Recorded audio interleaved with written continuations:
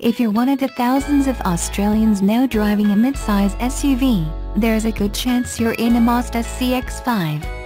The first generation has been so popular out here that Aussie feedback played a significant role in the development of the second generation CX-5. What is it?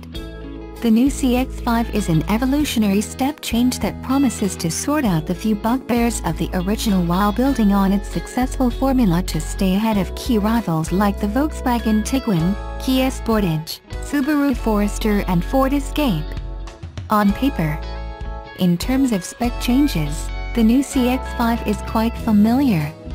Its basic platform is mostly the same as before, though the body is slightly lower and longer, and there are the same three engines to choose from.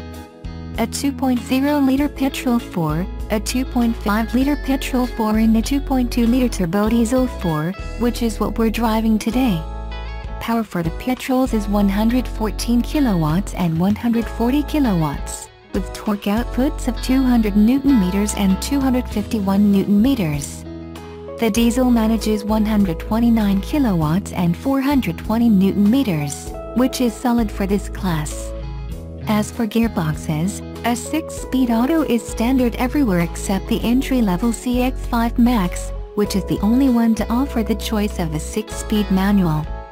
The smaller 2.0-liter petrol engine is also the only one available in front-wheel drive. Both of the larger engines are all-wheel drive only and available across a wide spread of trim levels.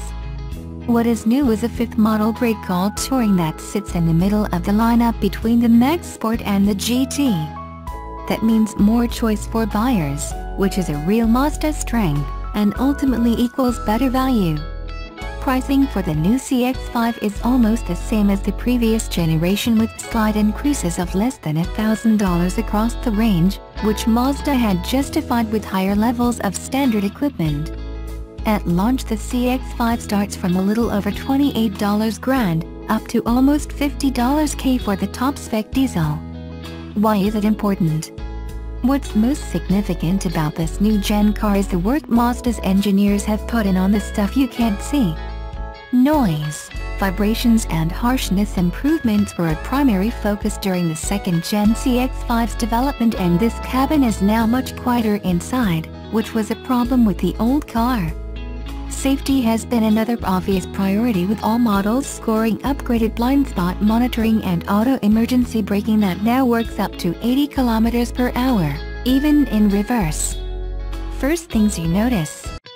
From the outside there are obvious design elements woven in from Mazda's other successful SUVs, the CX-9 and CX-3. Mazda says the styling approach is more mature, and though the middle of the car is basically unchanged, lower profile lights at the front and rear, a new tailgate and a bigger front grille do add appeal and just enough difference to separate the CX-5 from the old one.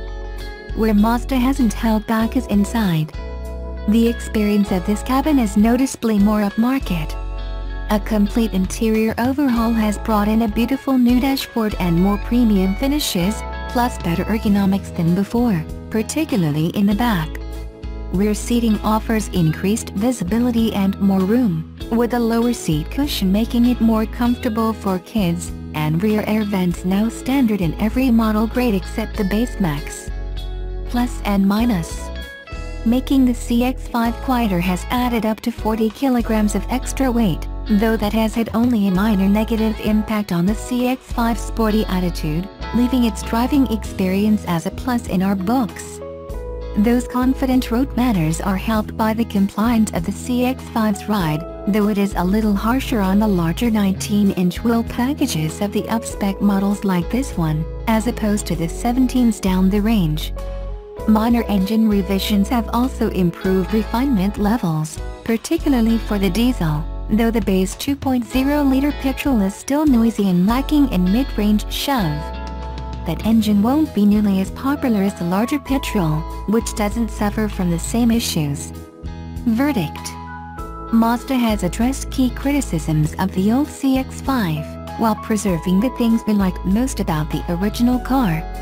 Other contenders in this segment are increasingly competent, But this new CX-5 has what it takes to hold its own against class benchmarks like the Volkswagen Tiguan, and could just do enough to defend its position as Australia's most popular midsize SUV.